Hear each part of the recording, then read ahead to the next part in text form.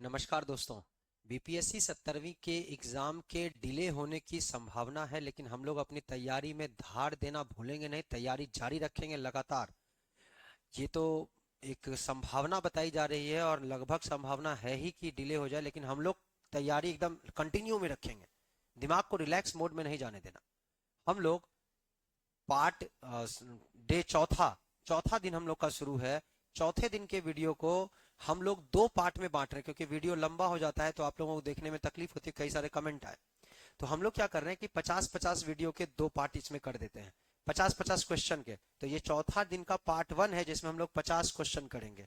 आज हमारा टारगेट क्या है करना, तो दो टारगेट आपको साथ में दिया गया है। एक तो आपका है बंगाल विभाजन,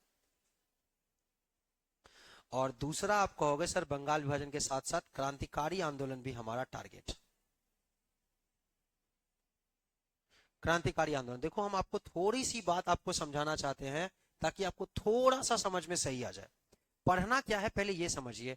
हम लोग भारत को राष्ट्रीय आंदोलन की बात करें, नेशनल मूवमेंट की बात करें, तो भारत में राष्ट्रीय आंदोलन जो हुआ है वो दो पार्ट में हुआ है। दो अलग अलग राष्ट्रीय आंदोलन की दो धाराएं हैं, दो धारा है, two streams of national movement. पहली धारा जो देख रहे हो ये उदारवादी धारा है। उदारवादी धारा, देखो ये समझ में आएगा तभी ना कि पढ़ना क्या है, इसमें क्या क्वेश्चन करना है हम लोगों को। उदारवादी धारा, और दूसरा है आपका क्रांतिकारी धारा, रिवॉल्यूशनरीज। ये लिबरल्स का फेज है। क्रांतिकारी धारा ये लिबरल्स लिखा हुआ है, ये रिवॉल्यूशनरी। उदारवादी धारा की अगर हम बात करें ना, तो उदारवादी धारा में आप तीन, यहां उदारवादी धारा के तीन स्तंभ है। उदारवादी धारा के भी तीन स्तंभ है, ध्यान रखना ये तीन स्तंभ। उदारवादी में सर तीन तीन क्या क्या क्या पढ़ते हैं, तो उदारवादियों की बात करें तो उदारवादी में हम लोग पहले पढ़ते हैं कांग्रेस व अन्य संस्थाएं, Congress and other institutions, Congress व अन्य संस्थाएं, ये उदारवादियों की बात है। अगर उदारवादी में एक पार्ट, दूसरा पार्ट इसमें पढ़ेंगे नव राष्ट्रवाद, नियो नेशनलिज्म।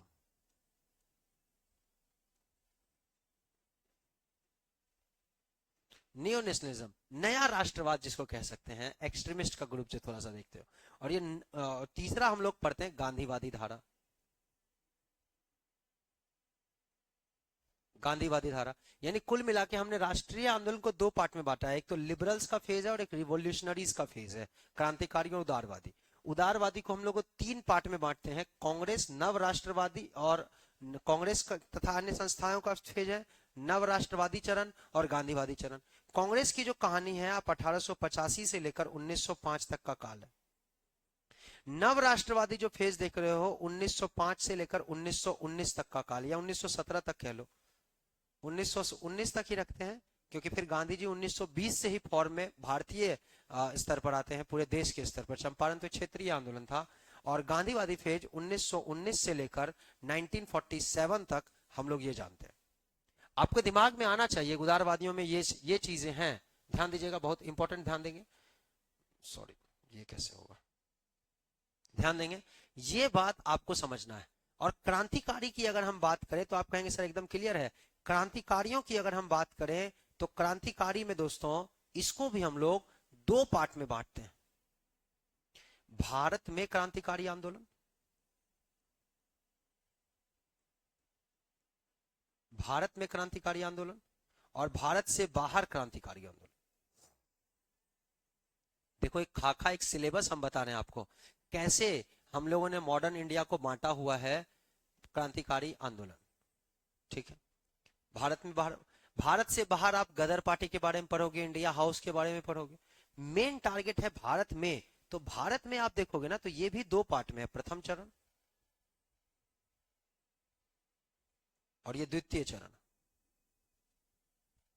प्रथम चरण के बाद यहां लिख रहे हैं हम लोग सेकंड फेज, द्वितीय चरण। आपके दिमाग में इस होना चाहिए। प्रथम चरण कब से कब तक है, तो आप कहोगे एकदम क्लियर है सर। प्रथम चरण की अगर हम लोग बात करें दोस्तों तो ये 1897 से घटना की शुरुआत, हालांकि रामोसी से भी माना जाता है, लेकिन हम लोग यही जानते हैं कि छापेकर बंधुओं के द्वारा कमिश्नर रैंड की जो हत्या का प्रयास था हत्या कर भी दी गई थी, तो कमिश्नर रैंड हत्याकांड से ही 1897 से ये जो देखो पहला चरण 1919 तक चलता है, खिलाफत आंदोलन के जस्ट पहले तक क्रांतिकारी आंदोलन ये। द्वितीय चरण गांधीवादी विचारधारा के आने के बाद थोड़ा ब्रेक लगता है, जब भी इसकी ताकत बढ़ेगी तो ये थोड़ा ब्रेक में आएगा, और जब ई ब्रेक में आएगा तो ये दो चरण है। क्रांतिकारी अगर फॉर्म में है तो उदारवादी कमजोर हो जाते हैं, और जब उदारवादी फॉर्म में आते हैं तो क्रांतिकारी कमजोर हो जाते हैं। यही धारा है, दो धारा है भारतीय राष्ट्रीय आंदोलन की, राष्ट्रवादी धारा। एक तो आप देख रहे हो उदारवादी राष्ट्रवाद, और एक क्रांतिकारी राष्ट्रवाद की बात करते हैं। यहां देखेंगे द्वितीय इसी को दोस्तों, इसी को ना अंग्रेज के समय में नव राष्ट्रवादी को ही उग्रवादी चरण बोलते हैं, उग्रवादी। तो आपको यह समझना है कि हम लोग उग्र, जो कि ब्रिटिश वाले प्रयोग करते थे इसका, हम लोग इस वर्ड का प्रयोग नहीं करते हैं। क्यों? क्योंकि आप बीपीएससी की तैयारी कर रहे हो, और ध्यान रखना मेंस में उग्रवादी शब्द हम लोग नहीं लिखते, न्यू नेशनलिज्म लिखते हैं, नव राष्ट्रवाद। अगर द्वितीय चरण की बात करें तो क्रांतिकारी 1920 में गांधी जी के आने के बाद थम गया था। 1922 में चौरी चौरा हत्याकांड के बाद जब गांधी जी ने वापस ले लिया असहयोग आंदोलन को, तो 1922 से आप देखोगे 1922 से चलता है। ज्यादातर तो इसका समय 1931 तक ही मानते हैं, लेकिन 1931 के बाद भी छिटपुट घटनाएं तो क्रांतिकारी घटती ही रही, और 1900 हम लोग 47 या 46 तक इसका काल मानते हैं। भारत से बाहर क्रांतिकारी आंदोलन में क्या पढ़ना है? तो इंडिया हाउस के बारे में, गदर पार्टी के बारे में, मैडम भिकाजी रुस्तम कामा के द्वारा जो जर्मन के स्टुगार्ट में झंडा फहराया गया था, यही सब के बारे में पढ़ते हैं दोस्तों। हमको उम्मीद है कि एक खाका आपको मिला होगा सिलेबस के अनुसार। इस चैप्टर की बात करें, हम लोग अपने वीडियो की बात करें तो ये हम लोग कंप्लीट कर चुके हैं। पिछले ही वीडियो में हम लोग मतलब डे 3 में लाइव था, उसमें हम कंप्लीट कर चुके। नव राष्ट्रवादी धारा की बात करें तो आज हम लोग इसकी बात करेंगे। गांधीवादी चरण जो देख रहे हैं इसकी बात हम लोग आगे दो वीडियो में करेंगे, दो हम लोगों का लाइव क्लास होगा गांधीवादी के लिए, और इसकी बात हम लोग कंप्लीट करेंगे, इसकी बात करेंगे। तो हमारा टॉपिक जो आज के क्लास में देख रहे हो, तो वो आज के क्लास का जो विचार है वो इसका है, इसका पूरा है। ये आज के क्लास का टॉपिक है, ये दोनों। बोलो दिमाग में आ गया सबको? ये आज के क्लास का टॉपिक है। टॉपिक थोड़ा ब्रॉड था तो आज हम आपको समझा दिए टॉपिक क्या है, आपको ये समझ लेना है। और पहले क्वेश्चन पर हम लोग आते हैं। पहला क्वेश्चन आपके सामने ये रहा। वीडियो को पॉज करके क्वेश्चन बनाने की कोशिश करेंगे। क्वेश्चन बना के अपने लिख लोगे ABCD। 50 में कितना नंबर आया हमको जरूर बताना, आपका जानना हम जरूर चाहते हैं। निम्नलिखित में से किस आंदोलन ने भारतीय राष्ट्रीय कांग्रेस के विभाजन में योगदान दिया, जिसके परिणाम स्वरूप उदारवादी और उग्रवादी का उदय हुआ? आप कहोगे कांग्रेस का जो पहला विभाजन है ना उदारवादी और उग्रवादी में, कांग्रेस के कई विभाजन हुए लेकिन पहला विभाजन जो कांग्रेस का उदारवादी और उग्रवादी में हुआ है, आप कहोगे सर समझिए 1907 सूरत अधिवेशन की बात हो रही है। 1907 में जो सूरत अधिवेशन हुआ था, हम सब जानते हैं कि इसी सूरत अधिवेशन में पहली बार उदारवादी और उग्रवादी में विभाजन हुआ था। इसी को सूरत की फूट भी कहते हैं।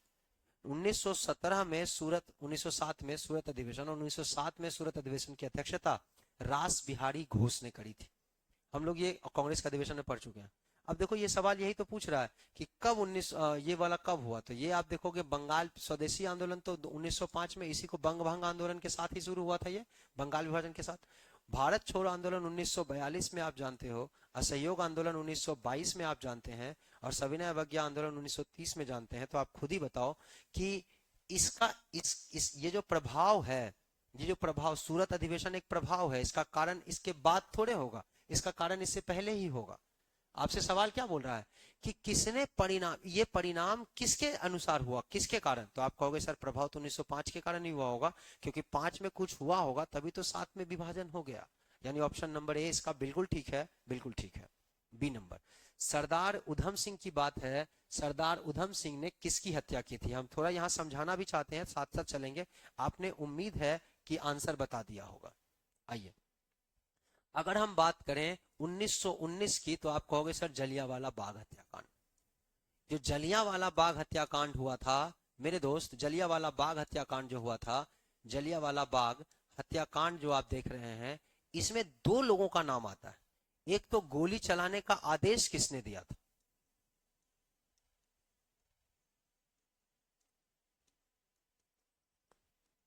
आदेश किसने दिया, और एक है कि उस समय पंजाब के लेफ्टिनेंट गवर्नर कौन थे। पंजाब के एलजी, हम एलजी लिख दिए शॉर्ट में, लेफ्टिनेंट गवर्नर। एलजी का मतलब लेफ्टिनेंट गवर्नर, लेफ्टिनेंट गवर्नर उपराज्यपाल कौन थे। ये दोनों सवाल आता है कि दोनों डायर ही नाम था। ये बड़ा कोइंसिडेंट है कि इसका भी नाम डायर है और इसका भी नाम डायर है। जिसने गोली चलाने का आदेश दिया उसका नाम था R Dyer, Reginald Edward Dyer पूरा नाम है, इसका नाम है आर डायर। इसी को हम लोग जनरल डायर के नाम से पुकारते हैं, यानी जनरल डायर कोई और नहीं, यही है जनरल डायर। और जो पंजाब के लेफ्टिनेंट गवर्नर थे उस समय, उनका नाम था माइकल ओ डायर। ये है Michael O Dyer, Michael O Dyer. अगर हम आपसे बात करें तो सब लोग जनरल डायर को मारना चाहते थे कि गोली चलाने का आदेश इसी ने दिया था। पंजाब में जो 13 अप्रैल 1919 की घटना है, जलियांवाला बाग हत्याकांड, उसके बाद सब लोग आर डायर को मारना चाहते थे, लेकिन आर डायर को खुद ही ब्रिटेन में लकवा मार दिया। तो लकवा से ही 1927 में इसकी मृत्यु अपने आप हो गई।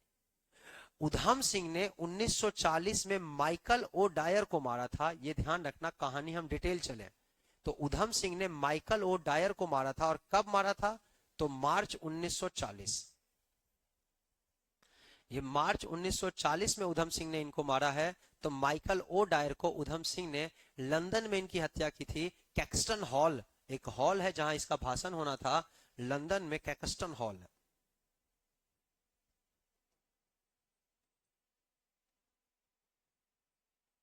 तो हमको लगता है कि एकदम क्लियर है। तो अब आगे बढ़ते हैं, तेजी में सवालों को करते हैं। इसमें कंफ्यूजन होता है जनरली, तो हमने सोचा कि एक बार आपको बता दिया जाए। ये सवाल देखिए, बाल गंगाधर तिलक को लोकमान्य तिलक के नाम से तब जाना जाने लगा जब, बाल गंगाधर तिलक को लोकमान्य तिलक कब कहा जाने लगा। क्वेश्चन देखिए, कह रहा है वह एक लोकप्रिय शिक्षक बन गए। उन्होंने एक लोकप्रिय समाचार पत्र शुरू किया। अगर समाचार पत्र की बात करें तो बाल गंगाधर तिलक से मराठा और केसरी बहुत फेमस है। मराठा और केसरी का नाम फेमस है। ध्यान रखना, मराठा इंग्लिश भाषा में है जबकि केसरी मराठी भाषा में।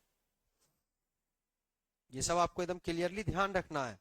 अब देखिए, सवाल कह रहा है कि ये दोनों बाल गंगाधर तिलक के द्वारा शुरू किए गए हैं। कह रहे लोकमान्य तिलक उनको कब कहा जाने लगा। सरकार ने उन्हें जब रैंड हत्या मामले में अभियुक्त बनाया और जेल भेज दिया तब, या उन्होंने शिवाजी और गणपति, ये भी बहुत इंपॉर्टेंट सवाल है दोस्तों, शिवाजी महोत्सव और गणपति महोत्सव जो देख रहे हो वो इन्होंने ही शुरू किया है, बाल गंगाधर तिलक जी ने।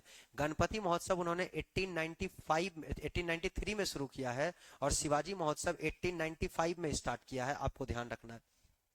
अगर हम थोड़ा सा बात करें, 1893 में गणपति महोत्सव, 1895 में, दो साल का अंतर है, बड़ा प्यार से याद रख सकते हो। 1893 में गणपति महोत्सव, 95 में शिवाजी महोत्सव, और 1897 में रैंड का हत्या हुआ था।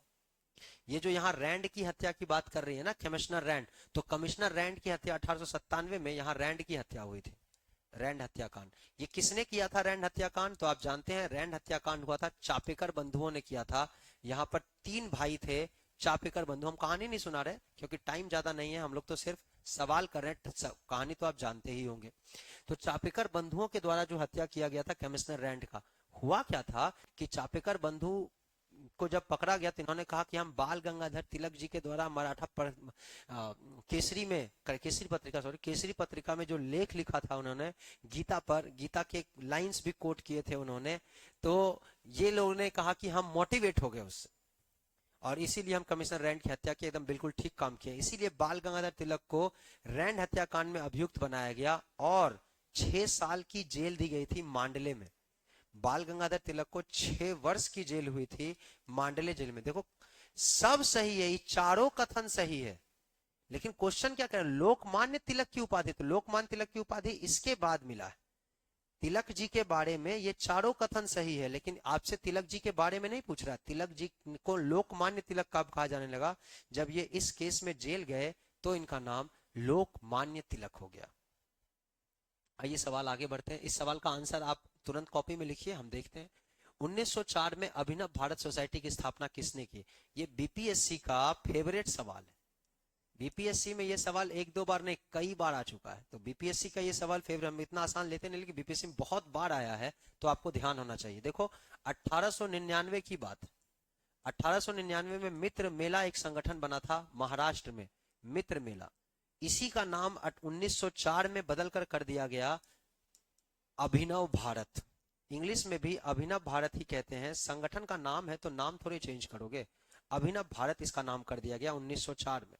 ये सब कहाँ की बात हो रही, तो नासिक की बात हो रही है। मित्र मेला का किसके द्वारा स्थापना हुआ था, तो यही स्थापना हुआ था वी.डी. सावरकर, विनायक दामोदर सावरकर के बारे में। हमारे इतिहास में इनको इसलिए भी जाना जाता है क्योंकि इन्होंने मित्र मेला और अभिनव भारत जैसे, इसी का नाम चेंज हो गया है तो अभिनव भारत जैसे गुप्त, ये पहले कई बार ये भी सवाल पूछता है कि अभिनव भारत था क्या, तो एक गुप्त क्रांतिकारी संस्था था, सीक्रेट रिवॉल्यूशनरी इंस्टीट्यूशन या क्रांतिकारी संस्था। ये गुप्त क्रांतिकारी संस्था थी, ध्यान रखना। अच्छा, और ये बता दें, विनायक दामोदर सावरकर जी को हमारे लिए, हमारे देश में इतिहास में इसलिए भी जाना जाता है क्योंकि इन्होंने लंदन में 1857 की क्रांति को भारत का पहला स्वतंत्रता संग्राम कहा। विनायक दामोदर सावरकर जी के बारे में एक लाइन और हम ये कह दें कि ये वही थे जब ये इनको लंदन में पकड़ा गया था तो इस समुंदर से कूद के भाग गए थे, समुंदर में तैर के भागे थे, लेकिन वापस ये बंबई में पकड़े ही गए। इनको फिर आजीवन कारावास की सजा हुई, काला पानी की सजा हुई, वो एक नहीं दो बार काला पानी की सजा हुई। सावरकर जी के बारे में एक इंपॉर्टेंट बात और है कि इन्होंने इटली के जो राष्ट्रवादी नेता थे मेजनी, जूसेप्पे मेजनी, आप नाम सुने होंगे इटलीकरण के लिए, तो जूसेप्पे मेजनी की जीवनी इन्होंने मराठी भाषा में लिखी थी। तो इतनी बातों के लिए ये जाने जाते हैं, आपको ध्यान रखना है। श्याम जी कृष्ण वर्मा लंदन में थे और 1906 में इन्होंने इंडिया हाउस की स्थापना 1906 या 5 में किया था, ध्यान रखना। आगे बढ़ते हैं तो इस सवाल का आंसर तो क्लियर है। 1913 में अनुशीलन समिति, पहले तो ये समझो कि अनुशीलन समिति है क्या। अनुशीलन समिति की एक शाखा किसने स्थापित की थी, पहले आंसर दे दीजिए, इसके बाद हम लोग आगे बढ़ते हैं। यहाँ पटना की बात कर रहा है। अगर हम बोले अनुशीलन समिति तो देखना, अनुशीलन समिति भी जो है, ये अनुशीलन समिति की बात करें तो ये समिति भी एक गुप्त संगठन थी, ये भी गुप्त क्रांतिकारी संगठन था। इंपॉर्टेंट है कि इसकी स्थापना आप देखोगे बंगाल में हुआ है, कलकत्ता में 1902 में प्रथम नाथ मित्रा या पी मित्रा के द्वारा, और इसकी कई सारी शाखाएं बंगाल में थी। सबसे महत्वपूर्ण शाखा 1906 की ढाका अनुशीलन समिति की शाखा है जो पुलिन बिहारी दास के द्वारा बनाया गया था। ये हम आपको बताए 1906 में ढाका में और 1902 में इसकी स्थापना कलकत्ता में हुई थी। ये हम लोग अनुशीलन समिति के बारे में बात कर रहे हैं। इसकी शाखाएं हैं, पहली शाखा यही है और इसके संस्थापक पी मित्रा को माना जाता है, प्रथम नाथ मित्रा को माना जाता है, जबकि इसके संस्थापक आप देखोगे तो पुलिन बिहारी दास इनके बारे में जाना जाता है। पुलिन बिहारी दास के बारे में जाना जाता है जो 1908 में बर्रा ट्रेन डकैती को अंजाम दिए थे, पुलिन बिहारी दास के बारे में जाना जाता है। इसी समिति की कई सारी शाखाएं थी। इसी समिति की जो शाखा थी 1913 में पटना में खोलने का श्रेय सचिंद्र नाथ सन्याल साहब को जाता है। सचिंद्र नाथ सन्याल वही व्यक्ति हैं, ध्यान रखना, सचिंद्र नाथ सन्याल वही व्यक्ति हैं जो बाद में अनुशीलन समिति 1913 में पटना में खोले एक शाखा, लेकिन बाद में 1900 अगर हम बात करें 24 में HRA की स्थापना करते हैं। HRA का मतलब हिंदुस्तान रिपब्लिकन एसोसिएशन, जिसके यही संस्थापक हैं HRA के 1924 में कानपुर में, जिसके सदस्य अशफाक उल्ला खान, राम प्रसाद बिस्मिल, रोशन सिंह, राजेंद्र लाहिरी, चंद्रशेखर आजाद भी थे। और इसी HRA का नाम बाद में 1928 में इसका नाम बदलकर रख दिया गया HSRA, Hindustan socialist Republic association. जब इसमें भगत सिंह की भूमिका बढ़ती है, भगत सिंह और चंद्रशेखर आजाद दोनों ने मिलकर दिल्ली के फिरोज शाह कोटला में इसी का HRA का नाम HSRA कर दिया। देखो कितना संस्थापना जुड़ता है। एक अनुशीलन समिति की स्थापना कलकत्ता, उसके बाद ढाका, और उसी की एक शाखा पटना में 1913 में सचिंद्र नाथ सन्याल ने करी पटना में। अगर हम और इम्पोर्टेंट बात बताएं कि इसी अनुशीलन समिति के संस्थापक सचिंद्र नाथ सन्याल ने 1924 में कानपुर में हिंदुस्तान रिपब्लिक एसोसिएशन की स्थापना की और 1928 में इसी का नाम बदलकर HSRA, Hindustan socialist Republic association कर दिया गया भगत सिंह के प्रभाव से, ध्यान रखना। ये सवाल देखिए, मुजफ्फरपुर में किंग्स फोर्ट की हत्या का प्रयास कब किया गया। देखो बहुत इंपॉर्टेंट बात है, हमको उम्मीद है कि आप आंसर बता दिए होंगे। तो आप कहेंगे सर किंग्स फोर्ट जो था एक जज था और इसकी हत्या का प्रयास हुआ, ये तो बच ही गया था। मिस्टर कैनेडी, की पत्नी और उनकी बच्ची मर गई थी। ध्यान रखना, मिस्टर कैनेडी भारतीयों से संवेदना रखने वाले वकील थे और इस जज को मारना था, कट्टर जज था ये, लेकिन ये मरा नहीं। 30 अप्रैल की कहानी है, 30 अप्रैल 1908 को। पूरा कहानी सुनाए हम लोग, अभी कहानी नहीं सुन रहे, बस रिवाइज कर रहे हैं। 30 अप्रैल 1908 को बीपीएससी, कई बार देखो डेट हम इसलिए इसका लिख लिए, एपी मतलब अप्रैल लिखा हुआ है, इसलिए डेट लिख दिए दोस्तों, क्योंकि बीपीएससी बिहार से ना खोद के सवाल पूछ लेता है।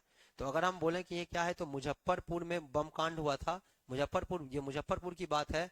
हम यहाँ एमएफपी लिख देते हैं मुजफ्फरपुर को, क्योंकि ट्रेन में देखोगे तो एमएफपी इसका शॉर्ट नेम है। अगर हम बोले कौन कौन थे यहाँ पर, तो आप कहेंगे खुदीराम बोस थे, खुदीराम बोस, और इनके एक सहयोगी थे, आप आंसर समझ गए होंगे, सत्येंद्र। खुदीराम बोस के साथ प्रफुल्ल चंद्र चाकी।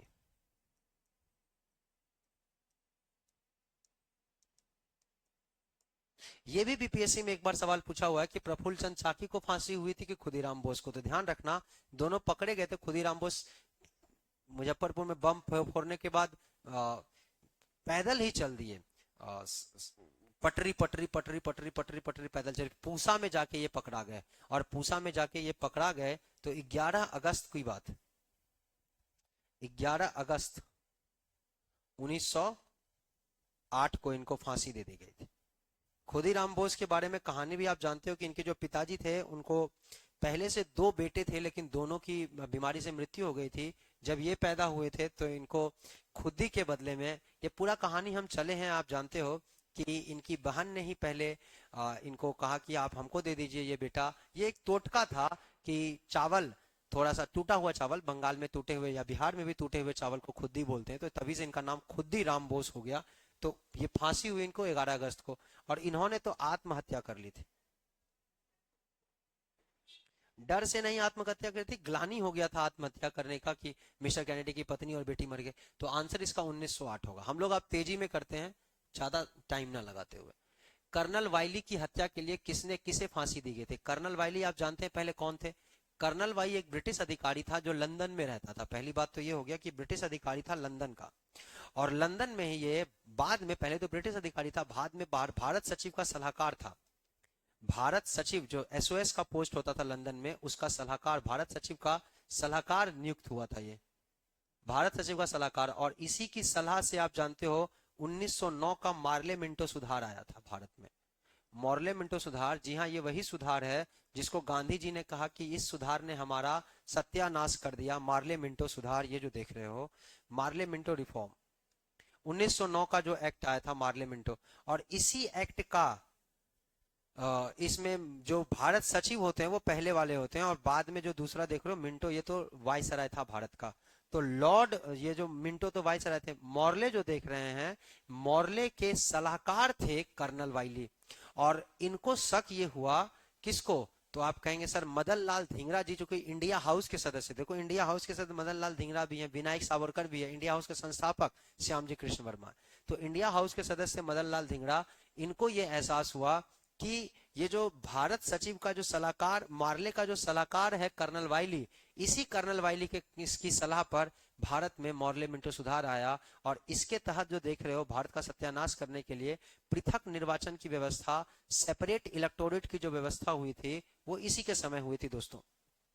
और इसी के बाद कर्नल वाइली की हत्या मदन लाल धिंगरा ने कर दिया था। आप जानते हो, किसी को दिक्कत इसमें है तो आप बताओगे। मदन लाल धिंगरा ने कर्नल वाइली की हत्या कर दी थी, मदन लाल धिंगरा ने कर्नल वाइली की हत्या कर दी, आप समझ गए। अगर हम एक चीज और इसमें जोड़ना चाहें दोस्तों, तो ये भी जोड़ सकते हैं कि मदन लाल धिंगरा ने कब हत्या की थी। तो हम सब जान गए मदन लाल धिंगरा ने कब हत्या, आप सोच के बताना। 1909 में मार्ले मिंटो सुधार आया है, तो मदन लाल धिंगरा ने हत्या कब की होगी? 1909 में ही किया होगा। और 1909 में मार्ले मिंटो सुधार आया, इसी साल हत्या हुआ, 17 अगस्त को यह हत्या हुआ था। उतना ध्यान रखने का जरूरत नहीं है, बस आप 1909 में हत्या याद रखेंगे। पूरा डेट लिख देते हैं, जरूरत नहीं है इसका, बिहार से संबंधित रहता ना तो पूरा डेट आपको याद रखना हो जाता। ये सवाल आगे बढ़ते हैं। हिंदुस्तान रिपब्लिक एसोसिएशन, अभी तुरंत हम बताए थे, तो इसको डायरेक्ट हम लोग निकालेंगे। HRA की स्थापना, देखिए एक बात हम बता दें कि जब 1922 में चौरी चौरा हत्याकांड हुआ था, तो गांधी जी ने असहयोग आंदोलन अचानक वापस ले लिया। 5 फरवरी को चौरी चौरा हुआ था और आप देख रहे हो 7 दिन जोड़ दो, 12 फरवरी को गांधी जी ने वापस ले लिया। जब गांधी जी ने असहयोग आंदोलन वापस ले लिया तो 1922 में गया अधिवेशन में लोग बहुत टूटे। उसमें राम प्रसाद बिस्मिल भी बिहार के गया अधिवेशन में आए थे। उनको ये लगा कि यार ये तो ठीक नहीं हो रहा। 1924 में इन लोगों ने मिलकर एक क्रांतिकारी संगठन बनाया कानपुर में, जिसका नाम है HRA, हिंदुस्तान रिपब्लिक एसोसिएशन। इसके संस्थापक सदस्य जो देख रहे हो, संस्थापक का नाम सचिन सन्याल, सचिंद्र नाथ सन्याल, अभी हम आपको बताए हैं कि ये सचिंद्र सन्याल हैं। इसी के सहयोगी थे उस समय राम प्रसाद बिस्मिल, अशफाक उल्ला खान, राजेंद्र लाहिरी, रोशन सिंह, चंद्रशेखर आजाद।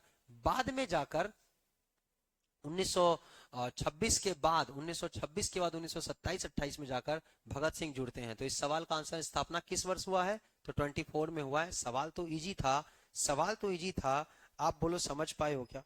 कहां स्थापना हुआ था ये भी कई बार सवाल पूछ लेता है। तो स्थापना हम सब जानते हैं कानपुर में हुआ था। नेक्स्ट क्वेश्चन, निम्नलिखित पंक्तियां किसने लिखी थी? सरफरोशी की तमन्ना अब हमारे दिल में है, देखना है जोड़ कितना बाजुए कातिल में। देखो ये सवाल बीपीएससी में 2 बार आया हुआ है। जब सवाल ये पूछे ना कि किसने लिखी थी, तो आंसर बिस्मिल अजीमाबादी होगा।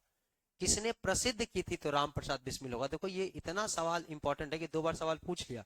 प्रसिद्ध करने का श्रेय इनको जाता है, राम प्रसाद बिस्मिल जी को प्रसिद्ध करने का श्रेय। लेकिन लिखने वाले कौन थे? तो बिस्मिल अजीमाबादी। पटना में ही, पटना का पुराना नाम, पटना के बगल में ही अजीमाबाद था। तो अजीमाबादी आप जानते हो, अजीमुशान के नाम पर अजीमाबादी आया है। अब हम लोग देखेंगे नेक्स्ट क्वेश्चन की बात करें। तो आइए नेक्स्ट क्वेश्चन की बात करते हैं। काकोरी ट्रेन डकैती, काकोरी ट्रेन, ऑफिस में बैठ जाइए। काकोरी ट्रेन डकैती की बात करें तो मामले में किन क्रांतिकारियों को फांसी दी गई? अगर हम काकोरी ट्रेन डकैती की बात करें तो हम सब जानते हैं कि काकोरी ट्रेन डकैती जो आप देख रहे हो, ये 9 अगस्त 1925 की घटना है। काकोरी ट्रेन डकैती 9 अगस्त 1925 की घटना है। ध्यान दीजिए, 1925 के 9 अगस्त को राम प्रसाद बिस्मिल, इनका नाम इसमें सबसे पहले आता है, राम प्रसाद बिस्मिल,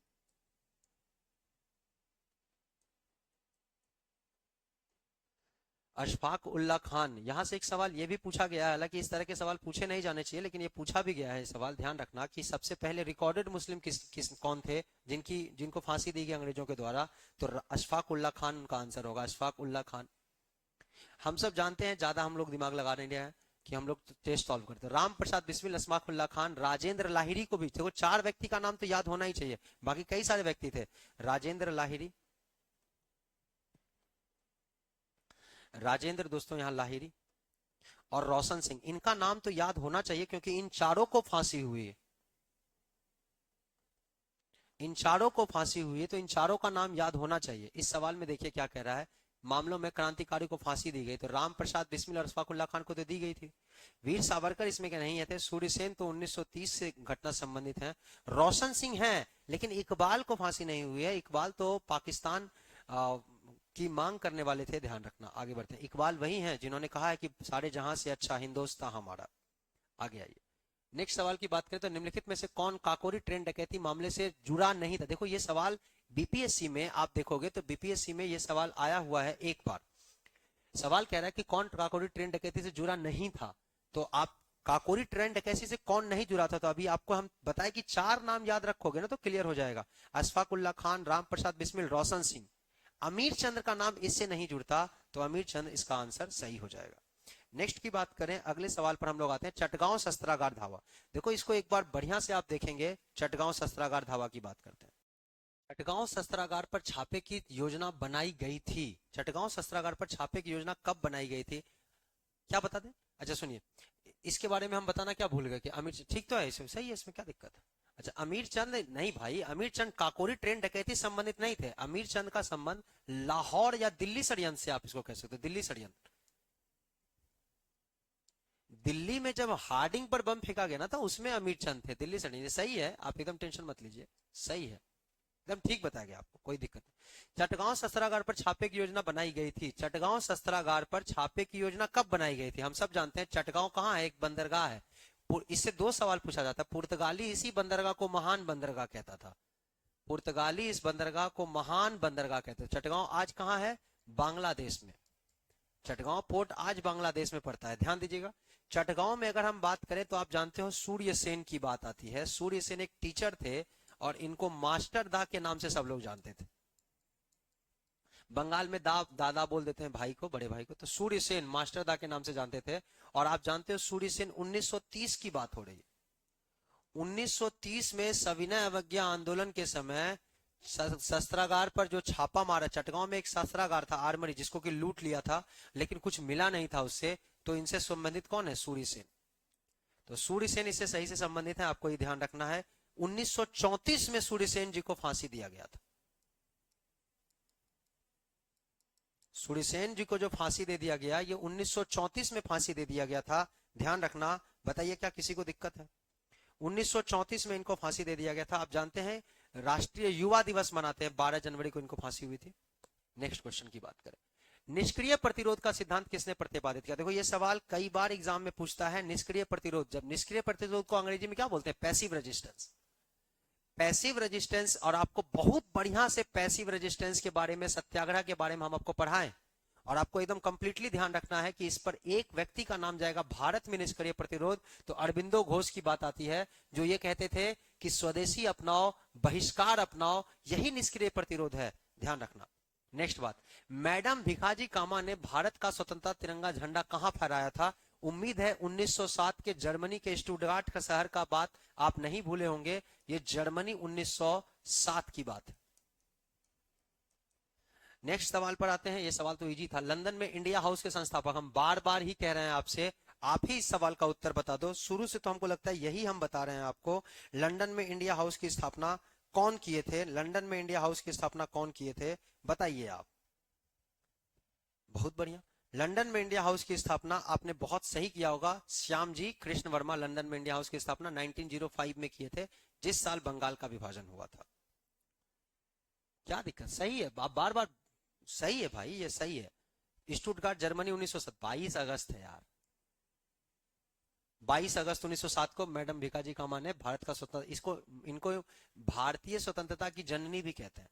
बार बार आप बोलो नहीं बीच में, भारतीय स्वतंत्रता की जननी। आज एक कॉल आ रहा है भाई, ये सवाल आप पढ़िए एक बार, हम देखते हैं। सवाल देखेंगे दोस्त।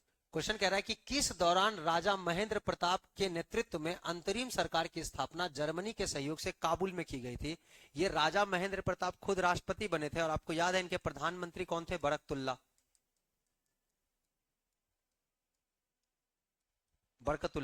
अगर हम बोले कि किस दौरान की बात है, तो आप समझ गए होंगे कि ये जो महेंद्र प्रताप बने थे प्रथम विश्व युद्ध के दौरान इसकी बात हुई थी।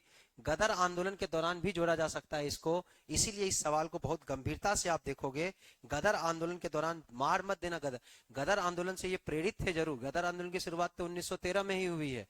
गदर आंदोलन 1913 में ही शुरू हुआ है।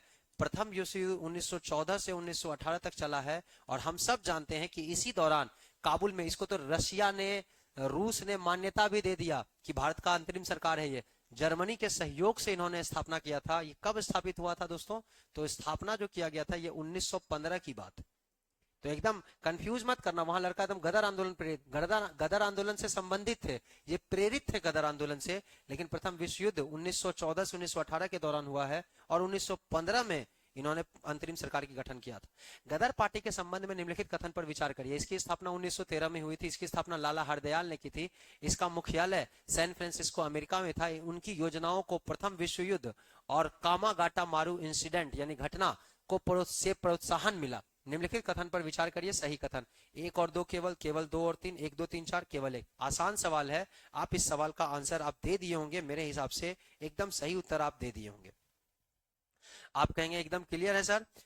गदर पार्टी की अगर हम बात करें तो इसकी स्थापना 1913 में हुई थी। हाँ हुई थी 1913 में, विश्व युद्ध से ठीक पहले। कहां स्थापना हुई थी? सैन फ्रांसिस्को अमेरिका इसका मुख्यालय भी था। संस्थापक लाला हरदयाल थे। आपको याद होगा ये वही लाला हरदयाल हैं जो लाला हरदयाल विनायक दामोदर सावरकर, मदन लाल धिंगरा जैसे वीर क्रांतिकारी के दोस्त थे। इंडिया हाउस के सदस्य भी थे लंदन में। लेकिन इंडिया हाउस पर जब लंदन में बैन लग गया तो ये वहां से कहां चले गए थे, सैन फ्रांसिस्को। और इसी सैन फ्रांसिस्को में आपको ध्यान रखना है कि इन्होंने गदर पार्टी की स्थापना की।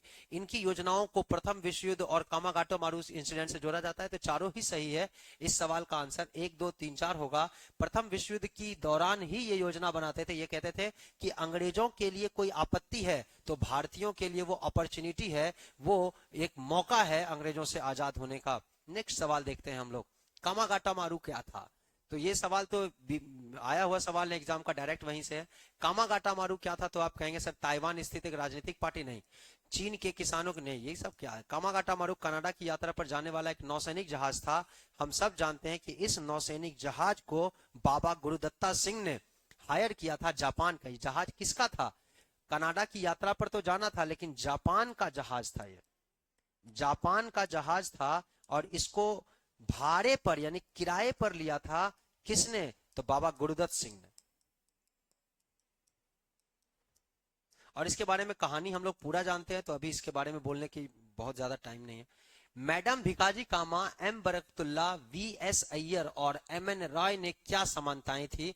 ये सभी अंतरराष्ट्रीय कम्युनिस्ट आंदोलन के अग्रणी सदस्य थे। एम बरकतुल्ला प्रधानमंत्री थे और बाकी लोग काबुल में क्रांतिकारियों के एक समूह द्वारा स्थापित स्वतंत्र भारत की अंतरिम सरकार में मंत्री थे। ये सभी स्वतंत्र भारत लिख दिया देखो यहाँ पे। ये सभी लॉर्ड हार्डिंग पर बम फेंकने से संबंधित मामले में आरोपी थे। ये सभी स्वतंत्रता आंदोलन के दौरान भारत के बाहर विभिन्न देशों में सक्रिय प्रमुख क्रांतिकारियों में से एक थे। तो उम्मीद है कि इस सवाल का आंसर बहुत इजीली आप पहुंच गए होंगे। हम थोड़ा टाइम भी दे रहे हैं ताकि ये सवाल आप खुद ही बता दो। बहुत अच्छा। आप कहेंगे सर ये सभी अंतरराष्ट्रीय कम्युनिस्ट आंदोलन के अग्रणी नेता नहीं थे, कम्युनिस्ट से सिर्फ एम एन राय का संबंध था कम्युनिस्टों से, तो ये तो गलत हो गया। एम बरकतुल्ला प्रधानमंत्री थे, ये बात सही है, लेकिन बाकी लोग काबुल में क्रांतिकारी समूह के द्वारा स्थापित स्वतंत्र भारत नहीं सर, ये भी गलत है। ये सभी लॉर्ड हार्डिंग पर बम जो दिल्ली में फेंका गया 1912 में, ध्यान रखना, इसमें से ये कोई संबंधित नहीं है। तो ये सभी भारत से बाहर विभिन्न देशों में क्रांतिकारी आंदोलनों में सक्रिय भूमिका में थे, ये ध्यान रखना है। भारत में क्रांतिकारी सक्रियता के संदर्भ में निम्नलिखित कथनों पर विचार करिए। भारत में क्रांतिकारी भूमिका सक्रियता, देखना भारत में कह रहा है, ये देखना भारत में। यह जन गतिविधि पर आधारित एक हिंसक आंदोलन था। बंगाल के विभाजन के निरस्त होने के साथ ही यह पूरी तरह से शांत हो गया था। तो आप तो आसानी से सवाल तक पहुंच सकते हो। देखना एक बार हम टाइम जरूर देंगे आपको बनाने के लिए। उम्मीद है कि आप इस सवाल तक पहुंच तो गए ही होंगे। आप कहोगे सर बंगाल विभाजन के बाद ही निरस्त थोड़े हो गया था, अभी आपको बताया 1905 से 1919 तक प्रथम चरण, 1922 से 1947-46 तक द्वितीय चरण चला है। तो ये तो सवाल ही गलत हो गया। जन गतिविधि पर आधारित, जनता बहुत कम लोग गतिविधि थे, जन गतिविधि कहां से आ गई। और हिंसक तो था लेकिन जन गतिविधि पर आधारित हिंसक नहीं था, तो ये भी सवाल गलत हो जाएगा। इसमें ना तो एक ना तो सही, इसका सही उत्तर अगर आप मारे होंगे तो सही है, वरना लड्डू नंबर रख लीजिए। निम्नलिखित में से कौन संगठन या कार्यक्रम भगत सिंह से जुड़ा हुआ है। नौजवान भारत सभा, असेंबली बमकांड, सैंडर्स की हत्या। एक बार सवाल को पढ़ना और डेट के साथ आप बता पाओगे कि नहीं, ये देखना है हमको। डेट के साथ आप, क्योंकि बता तो आप दोगे, हम समझ गए, डेट के साथ आप बता पाओगे कि नहीं, आप कहेंगे एकदम क्लियर है। नौजवान भारत की सभा की स्थापना पंजाब में हुई थी 1926 में, भगत सिंह के द्वारा ही हुई थी, सही बात है। असेंबली बमकांड आप जानते हैं दिल्ली में असेंबली है। और 1929 में आप जानते हो बमकांड किया गया था 8 अप्रैल को 1929। अगर सैंडर्स की हत्या का प्रयास करें तो सैंडर्स की हत्या का प्रयास तो आप जानते हो लाला लाजपत राय पर जब लाठी लगी थी, यानी कि 1900 साइमन कमीशन का जो आगमन था 1928 में ये हुआ था। लाहौर षड्यंत्र बोलते हैं इसको, 1928 में। अब आप बताओ तीनों का संबंध भगत सिंह से है, तो तीनों सवाल का सही आंसर है 1 2 3 इसका सही उत्तर होगा। उम्मीद है कि ये सवाल सही किए होंगे आप। सूची 1 को सूची 2 से हम थोड़ा दूर से पढ़ते ताकि दिखता नहीं है, थोड़ा नजदीक से। रैंड और एमहर्स्ट की हत्या मानिक तला या मानिक टोला भी बोलते हैं इसको, बंगाल में एक जगह था मानिक टोला, अरविंदो घोष का घर यही था। तो रैंड और एमहर्स्ट की हत्या, मानिक टोला और अलीपुर बमकांड षड्यंत्र मामला, ठीक है। इधर दिया हुआ है 4 ऑप्शन भी। जैक्सन की हत्या, आपको हम बताए थे जैक्सन की हत्या बार बार पूछता है, दरोगा में पूछा हुआ सवाल है। विधानसभा बम मामला। अब आप तुम ही सोचो कि रैंड और हत्या के जो आप देख रहे हैं, जैक्सन की हत्या अलीपुर षड्यंत्र, यहाँ दूसरा नंबर छूट गया क्या? यहाँ पे दूसरा देना पड़ेगा, ये थोड़ा सवाल गलत है दोस्तों, इसको सही कर देते हैं। यहाँ 2 नंबर है। रैंड की हत्या किसने की? तो चापेकर बंधु ने की, सही बात है। मानिक तोला और अलीपुर बम कांड से अरविंदो घोष जुड़ते हैं। जैक्सन की हत्या अनंत कनहरे के द्वारा 21 दिसंबर को किया गया था। विधानसभा बम मामला में भगत सिंह और बटुकेश्वर दत्त ने बम फोड़ा था। तो 1 2 3 4 इसका सही उत्तर है। ए का 1, बी का 2, सी का 3, ये ऑप्शन नंबर बी। उम्मीद है ये सवाल तो आसान सवाल था, अगर आप पढ़े हो तो आपको एकदम कंप्लीट याद है।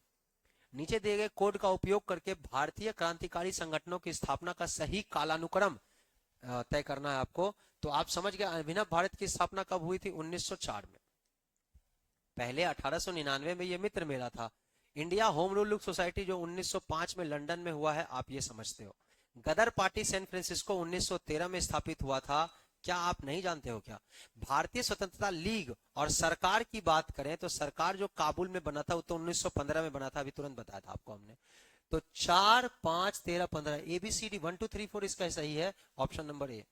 ऐसे सवाल एग्जाम में पूछेंगे दोस्तों, आपको बनना चाहिए। सवाल देखिए, भारतीय क्रांतिकारी संगठनों और उनके संस्थापकों के संबंध में नीचे दिए गए युग्म को सही मिलान करें। व्यायाम मंडल एक्सरसाइज कौन कराता था? तुमको अगर मेरा कहानी याद होगा ना तो आप निश्चित रूप से बना दोगे। आपको शानदार मॉडर्न इंडिया, इतना शानदार, कम से कम भारतीय राष्ट्रीय आंदोलन, हमने प्लेलिस्ट भारतीय राष्ट्रीय आंदोलन का अलग करवा दिया। राष्ट्रीय आंदोलन वाला प्लेलिस्ट जो देख लिया ना, कहानी की तरह आप मॉडर्न इंडिया समझोगे। और मेरा विश्वास है कि ऐसी कहानी आपको यूट्यूब पर कम ही सुनने को मिलेगी। आप एकदम गंभीरता से उसको देखना। टाइम तो अभी बढ़ गया तो देख सकते हो आराम से। व्यायाम मंडल, इधर चापेकर ब्रदर्स, सावेकर बंधु, अश्वनी कुमार दत्ता और चंद्रशेखर आजाद।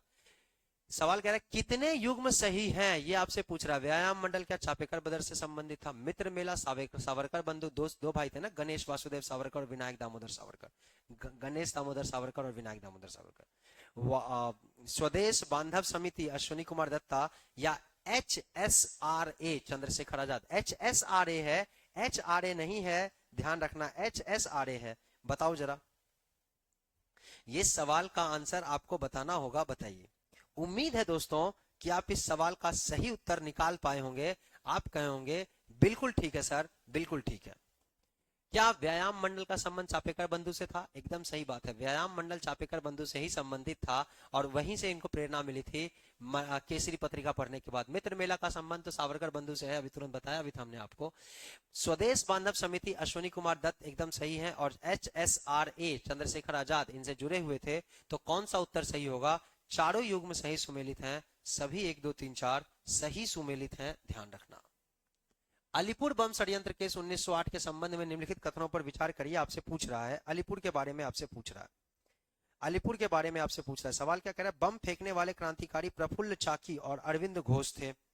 बम फेंकने वाले क्रांतिकारी प्रफुल्ल चाकी और अरविंद घोष थे, ठीक। दूसरा कह रहा है, इस मामले में जिन लोगों पर मुकदमा चलाया गया वे सभी कलकत्ता में अनुशीलन समिति के सदस्य थे। CR दास ने अरविंद घोष का बचाव करने के लिए सबूतों के अभाव में भी आरोपों से बरी करवा दिया था। आपसे यह सवाल पूछ रहा है, आप बताइए। इस सवाल को आप, हमको लगता है कि बता दिए होंगे।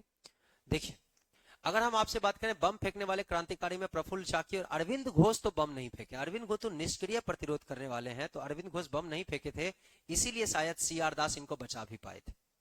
इस मामले में जिन लोगों पर मुकदमा चलाया गया वे सभी अनुशीलन समिति के सदस्य थे। तो अनुशीलन समिति के सदस्य तो थे, सबको अनुशीलन समिति के सदस्य थे यार। अगर खुदीराम बोस की बात करें, प्रफुल्ल चाकी की बात करें, बदिंदर घोष की बात करें, बाघा जतिन की बात करें, सब लोग यही। CR दास, ये याद रखना, ये कई बार BPSC में पूछता है कि इसमें वकील कौन थे। तो अरविंद घोष का बचाव जो कर रहे थे ना, चितरंजन दास थे हमारे बिहारी बाबू, और CR दास ने अरविंद घोष का बचाव किया, जिन्हें सबूतों के अभाव में भी आरोपों से बरी कर लिया था। और क्या इन्होंने दलील पेश किया था, वो दलील भी हम आपको सुना चुके हैं। 2 और 3 इसका सही उत्तर है, पहला तो गलत है, तो ये तो हो ही नहीं सकता। ये नहीं, ये ऑप्शन सही है, ये नहीं हो सकता, पहला गलत है। जिम्मरमैन योजना निम्नलिखित में से किससे संबंधित? उम्मीद है कि ये सवाल आप नहीं बता पाएंगे। जिम्मरमैन योजना का संबंध जो देख रहे हो, सवाल क्या कर रहा है? ब्रिटिश शासन को उखाड़ फेंकने के लिए एक हिंसक विद्रोह था, इसी को जिमरमैन कहते थे। जिमरमैन मतलब जिम करने वाले सब, तो जिमरमैन यही है, ऑप्शन नंबर ए इस सवाल का सही उत्तर है।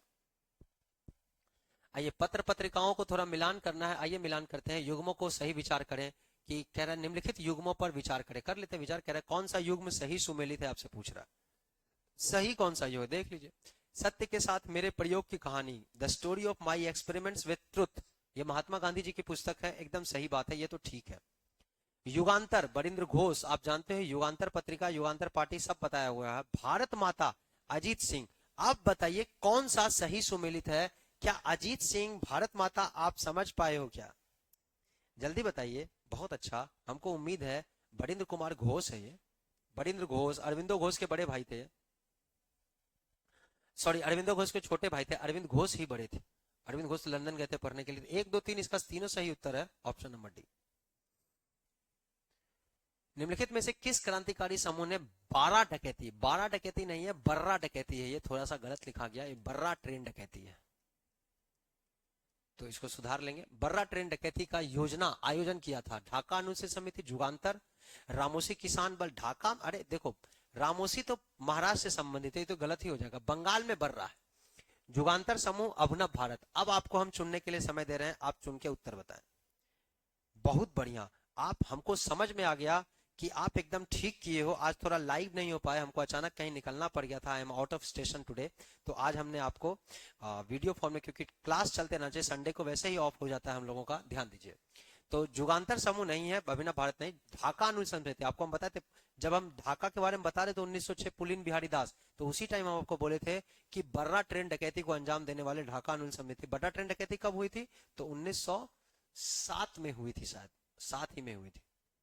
देखना एक बार, इसको देख लेना, 1906-7 में है। 8 में तो मुजफ्फरपुर बम कांड है। गदर पार्टी के, ये भी अनुशीलन समिति से संबंधित है। गदर पार्टी के निम्नलिखित कथनों पर विचार करिए। इसकी स्थापना भारत में ब्रिटिश शासन को उखाड़ फेंकने के लिए प्रवासी भारतीयों द्वारा की। इसकी स्थापना भारत में, पढ़ लो एक बार।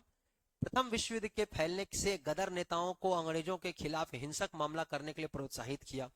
यह राजनीतिक रूप से मजबूत संगठन था, इसने उल्लेखनीय सफलता हासिल की। कौन सा आप उत्तर जाना चाहोगे? हम आपसे जानना चाहते हैं कि आप किस उत्तर पर जाना चाहेंगे, आप किस उत्तर पर जाना चाहेंगे। उम्मीद है कि आपने बनाया होगा, आपका उत्तर आपने बनाया होगा, ध्यान देना। अगर हम बात करें तो इसकी स्थापना भारत में ब्रिटिश शासन को उखाड़ फेंकने के लिए, तो यहां लड़का इतना कंफ्यूज करता है ना कि सर इसकी स्थापना भारत में थोड़ा हुआ था, काट दिया। अरे पहले सवाल पूरा पढ़ो, इसीलिए हम कंफ्यूज करने के लिए अंडरलाइन लिखे, अंडरलाइन किए। इसकी स्थापना भारत में ब्रिटिश शासन को उखाड़ने के लिए, भारत में जो ब्रिटिश शासन था उसको उखाड़ फेंकने के लिए स्थापना हुआ था। सही है कि गलत? कहना एकदम सही है सर। भारत में ब्रिटिश शासन था, उसको उखाड़ने के लिए गदर पार्टी की स्थापना हुई थी। प्रथम विश्व युद्ध के फैलने पर गदर नेताओं को अंग्रेजों के खिलाफ हिंसक मामला, आपको हम बताए थे गदर की पार्टी की स्थापना 1913 में हुई थी, और 1914 से 1918 पहला विश्व युद्ध है। और इसीलिए हुआ था कि अंग्रेजों की कोई भी आपत्ति, मतलब अंग्रेजों के लिए कोई भी मुश्किल की घड़ी हमारे लिए अपॉर्चुनिटी होगी। राजनीतिक रूप से मजबूत संगठन नहीं था, ये बात। अगर राजनीतिक रूप से मजबूती की बात करेंगे तो कांग्रेस ही मजबूत था, और तो कोई मजबूत नहीं था, ध्यान रखना। तो ऑप्शन नंबर 1 और 2 इसका सही उत्तर जाएगा। आइए हम लोगों 32 नंबर सवाल या 30 नंबर सवाल पर देखते हैं। 30 नंबर सवाल है हमारा। समाचार पत्र, पत्रिकाएं, पुस्तक, जनरल, उनके संस्थापक के संबंध में निम्नलिखित कथन पर विचार करिए। संध्या किसका पुस्तक है? काल, भारत माता और देशेर कथा। इधर है ब्रह्म बांधव उपाध्याय, महादेव परांजपे, अजीत सिंह, सखाराम गणेश देउस्कर। अब ये सवाल क्योंकि हम आपको पढ़ाए नहीं है, तो हो सकता है कि आप नहीं समझ पाओ। ये सवाल हम आपको पढ़ाएंगे, क्योंकि अभी पत्र पत्रिका नहीं पढ़ाया हुआ। तो संध्या आप देखना ध्यान से, संध्या 2 संध्या का पत्रिका संध्या का 2 है। एक तो यही है बंद बांधव उपाध्याय, ब्रह्म बांधव उपाध्याय। काल जो देख रहे हो, काल की स्थापना महादेव परांजपे ने किया है। आपको हम पढ़ाएंगे कि महादेव को महाकाल बोलते हैं, तो ऐसे पढ़ाएंगे तो याद हो ही जाएगा। एक क्लास बस लेना है पत्र पत्रिका पर, अब तो आराम से ले लेंगे। तो काल देखोगे ना तो महाकाल, तो इस सवाल को आप निकाल भी देना, इसमें गलती ज्यादा मानना है, पढ़ाई नहीं आपको।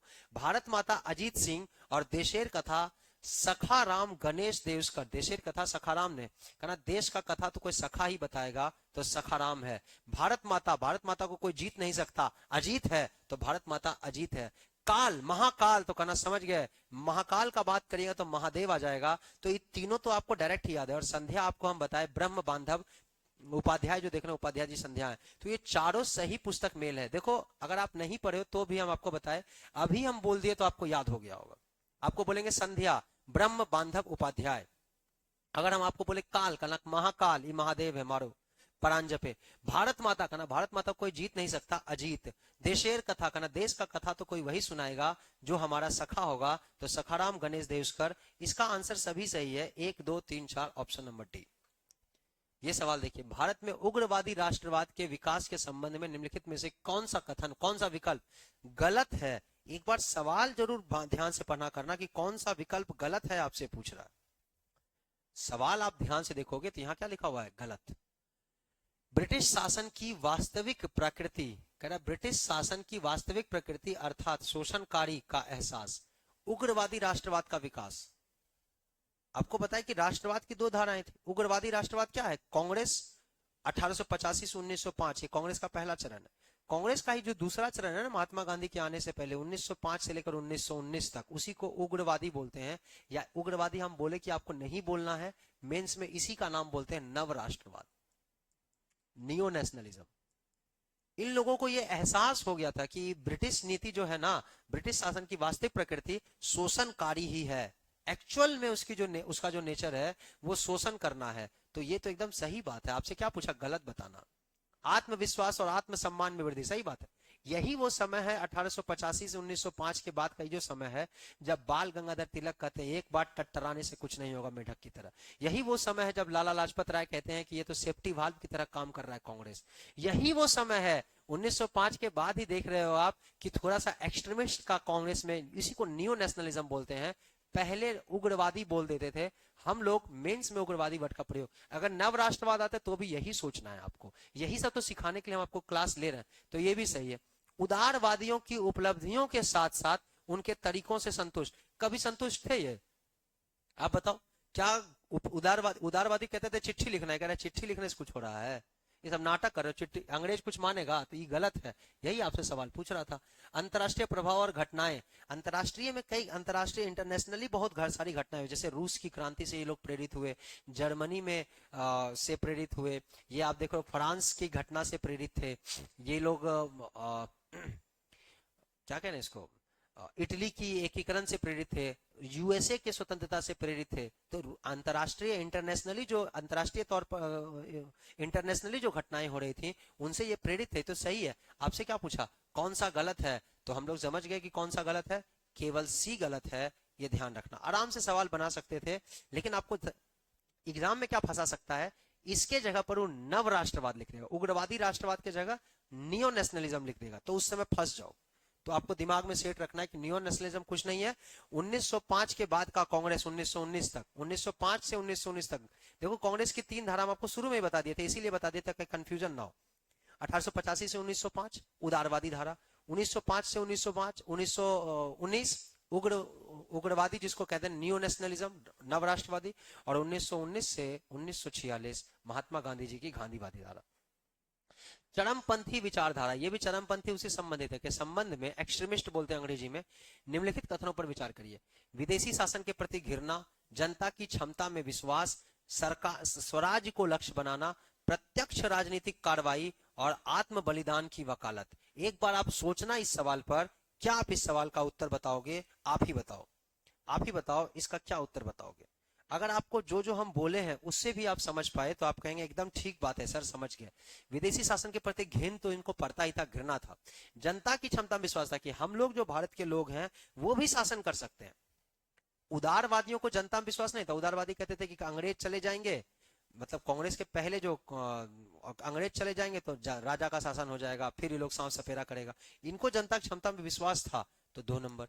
तीसरा करें स्वराज को लक्ष्य, आप जानते हैं 1906 से ही 1905 में जैसे इस विचारधारा का उदय हुआ बंगाल क्रांति के, बंगाल विभाजन के बाद 1906 में दादा भाई नौरोजी की अध्यक्षता में कलकत्ता में स्वराज का प्रस्ताव भी पारित हो गया। तो कहना एकदम ठीक बात है। ये तो प्रत्यक्ष राजनीतिक कार्रवाई करना है, डायरेक्ट पॉलिटिकल एक्शन करना है, और आत्म बलिदान देना, आत्म बलिदान से पीछे नहीं हटना।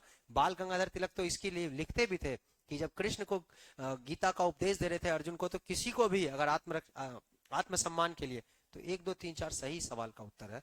इसको आप बना लिए होंगे अगर हमने जहां तक समझाया है उस समझ से। तो द इंडियन सोशोलॉजिस्ट की बात कर रहे हैं, आज पता नहीं कितना ही फोन आ रहा है, ध्यान दीजिए। द इंडियन सोशोलॉजिस्ट की अगर हम लोग बात कर रहे हैं, 1 सेकेंड अगर आप होल्ड करें तो।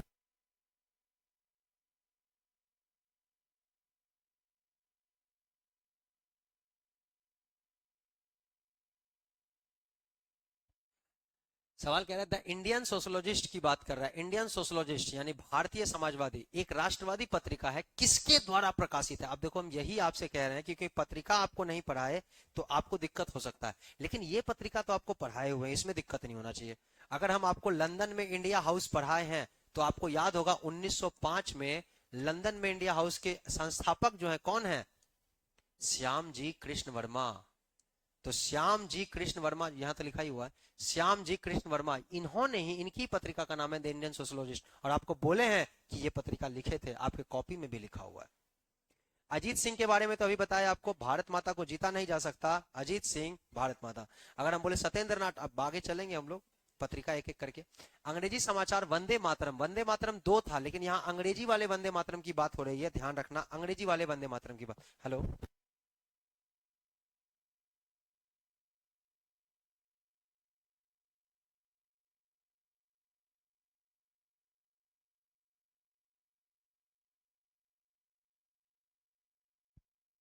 ध्यान देंगे दोस्तों, ध्यान देंगे। सॉरी, थोड़ा फोन ज्यादा आ रहा है, तो थोड़ा निकलना है बाहर ना। अंग्रेजी समाचार पत्र वंदे मातरम निम्नलिखित में से किसके द्वारा शुरू किया गया था? देखो यहाँ वंदे मातरम से दो सवाल, यस यही कह रहे थे। वंदे मातरम दो दो पत्रिका है वंदे मातरम, एक तो अंग्रेजी में, तो सवाल आपसे तो आसान ही पूछा है कि अंग्रेजी में वंदे मातरम किसके द्वारा शुरू किया गया था, तो हमको उम्मीद है कि अंग्रेजी वाला वंदे मातरम तो आप जानते होंगे। अभी दोनों देखो, पत्रिका हम पढ़ाएंगे, बहुत अच्छा से पढ़ाएंगे। अंग्रेजी वाला वंदे मातरम 1905 में शुरू किया गया है। 1905 में द इंडियन सोशोलॉजिस्ट की शुरुआत की थी श्याम जी कृष्ण वर्मा ने 1905 में। अंग्रेजी में वंदे मातरम की बात करें तो अंग्रेजी वंदे मातरम पत्रिका, वंदे मातरम किसने लिखा ही नहीं पूछा है, बिपिन चंद्र पाल ने। जबकि वंदे मातरम किन्होंने लिखा तो आप कहेंगे बंकिम चंद्र चटर्जी ने। तो बिपिन, बहुत से बंगे बंदे हैं, सब ध्यान रखना। निम्नलिखित में से कौन सा, फिर एगो कहेगा मोहम्मद अली जिन्ना। सुन लीजिए, वंदे मातरम अंग्रेजी में 1905 में बिपिन चंद्र पाल ने दिया। वैसे भी मोहम्मद अली जिन्ना यहाँ ऑप्शन में नहीं है, क्यों बोल रहे हो आप? पढ़ाने दीजिए अभी हमको, ध्यान दीजिए। अगर हम आपको एक बात बताएंगे, निम्नलिखित में से कौन सा कारक क्रांतिकारी गतिविधियों के लिए, के पतन के लिए जिम्मेदार है? क्रांतिकारी गतिविधि का पतन, डिक्लाइन ऑफ रिवॉल्यूशनरी मूवमेंट्स, सरकार द्वारा कठोर दमन, जन समर्थन का अभाव। हमको उम्मीद है कि अगर कहानी ध्यान ढंग से सुनते होगे तो ये दोनों, इस सवाल का आंसर आप निश्चित रूप से बता पाएंगे। इस सवाल का आंसर तो आप बता ही पाओगे। याद करिए, आपको हम बताते थे सरकार ने कठोर दमन तो किया ही है।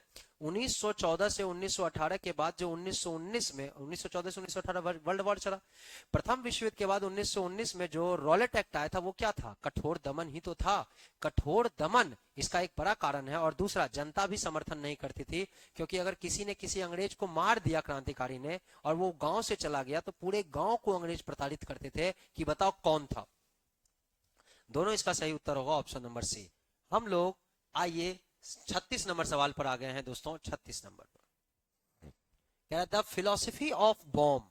ये देखो, ये पुस्तक है, आपको हम इसके बारे में बताए हैं जब मानिक टोला केस बता रहे थे। पुस्तक किसके द्वारा लिखा गई? Philosophy of bomb. और आप समझ गए होंगे कि ये सवाल एकदम आसान हो गया। यहां तक कि HSRA के जो हिंदुस्तान सोशलिस्ट रिपब्लिक एसोसिएशन था, उसके जो मेन बॉम्ब बनाने वाले मेन हीरो थे वो कौन है? भगवती चरण बोहरा। इन्होंने एक किताब ही लिख दिया था कि फिलोसफी ऑफ बॉम्ब। ये देखो, ये किसके सदस्य थे? HSRA, हिंदुस्तान HRA के भी सदस्य थे। निम्नलिखित घटनाओं का सही कालानुक्रम चुनिए। काकोरी ट्रेन डकैती कब हुआ? तो आप कहोगे सर 1925 के 9 अगस्त को। HSRA का गठन कब किया गया? तो 1925 में, काकोरी के बाद हुआ। 1927 में इसकी स्थापना हुई है दिल्ली में। सैंडर्स हत्याकांड तो आप जानते हो 1928 में हुआ है। 1928 में दिसंबर में इसको मार दिया गया था। अक्टूबर अक्टूबर नवंबर दिसंबर अक्टूबर में लाला लाजपत राय पर पहाड़ हुआ था, तो सैंडर्स की हत्या कर दी। सवाल, अच्छा एक और है, वायसराय ट्रेन को उड़ाने, हाँ ये देखो, वायसराय के ट्रेन को उड़ाने की कोशिश कब हुई थी और ये कौन से वायसराय की बात हो रही है, ये भी तो आप बताओ। किस वायसराय की बात हो रही है वायसराय के ट्रेन को उड़ाने में बात? तो आप कहोगे सर हम समझ गए, ये वायसराय का नाम क्या है? इरविन। इरविन को ट्रेन से उड़ाने की बात की गई थी, कोशिश हुई थी 1929 में। अब आप खुद ही बता दीजिए कौन सा आंसर होगा। 1 2 3 4 ही सही लग रहा है। ऑप्शन नंबर बी, 1 2 3 4 इसका सही उत्तर होगा। क्या आप कर पाए क्या? आइए हम लोग 38 नंबर सवाल पर आ गए। स्वतंत्रता आंदोलन के क्रांतिकारी चरण के संबंध में निम्नलिखित कथनों पर विचार करिए। सैंडर्स की हत्या के लिए 23 मार्च 1931 को भगत सिंह, सुखदेव और राजगुरु को फांसी दी गई। 23 मार्च को अब शहीद दिवस के रूप में मनाया जाता है। भगत सिंह के पसंदीदा नारे पसंदीदा नारा कौन है भगत सिंह का? इनकलाब जिंदाबाद और ब्रिटिश साम्राज्य का मुर्दाबाद। ब्रिटिश साम्राज्य इंपेरियलिज्म को बोलते थे, वो डाउनफॉल ऑफ इंपेरियलिज्म, मतलब साम्राज्यवाद का नाश हो, और इनकलाब जिंदाबाद। इन्हीं दो पसंदीदा नारा क्यों बोलते हैं? क्योंकि इन्हीं दो नारों के साथ इन्होंने दिल्ली में बम फोड़ा था। तो आपसे कह रहा है कौन सा कथन सही है, इस सवाल का तो उत्तर दीजिए, कथन कौन सा सही है। उम्मीद है कि आप एकदम सही इस सवाल का आंसर दे दिए होंगे। ये सवाल कोई बहुत टफ नहीं है, बोलिए।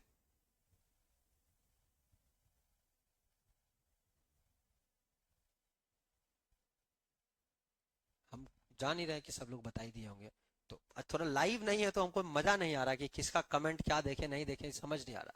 तो सैंडर्स की हत्या सैंडर्स की हत्या को ही दोस्तों लाहौर षड्यंत्र बोलते हैं, आप जान रहे हो। और इसी मामले में इनको फांसी हुई थी। असेंबली बम फेंकने में फांसी नहीं हुई थी, उनमें तो थोड़ा सजा हुआ था। ये तीनों इस सवाल का सही उत्तर है, 1, 2, 3, ऑप्शन नंबर सी। 39 नंबर सवाल पहुंच गए हैं। ये सवाल देखिए एक बार, आप इस सवाल को देखो। 39 नंबर सवाल है ये हमारा। कह रहा है कि निम्नलिखित में से किस स्वतंत्रता सेनानी ने दीक्षांत समारोह 1932 में अपनी डिग्री प्राप्त करते समय राज्यपाल का निशाना साधा था? ये इंपॉर्टेंट बात है, ये महिला का नाम है और बीना दास इस महिला का नाम है। इनको तो आप नहीं भूल सकते।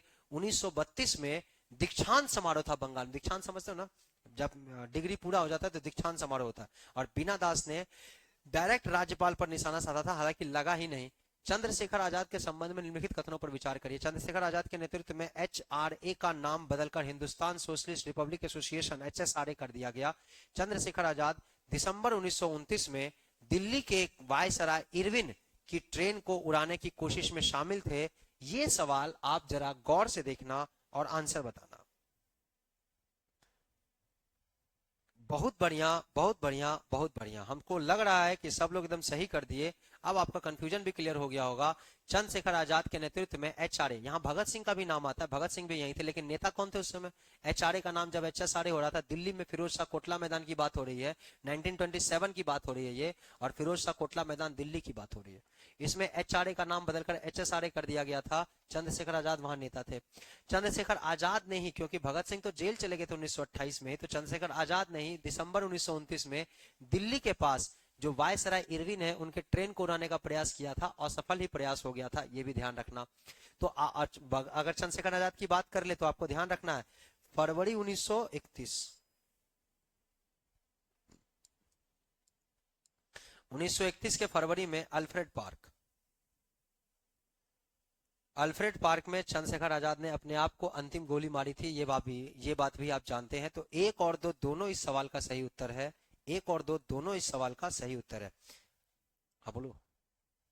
यहाँ जो बैठे हुए हैं ना उतनी ज्यादा बोल रहे हैं भाई, पढ़ाने दो, ठीक है, ज्यादा मत बोलो।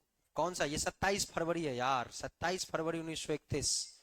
और चंद्रशेखर आजाद अल्फ्रेड पार्क में अपने आप को गोली मारते अंग्रेजों से लड़ते हुए। क्या तो हो गया है पता नहीं। हेलो।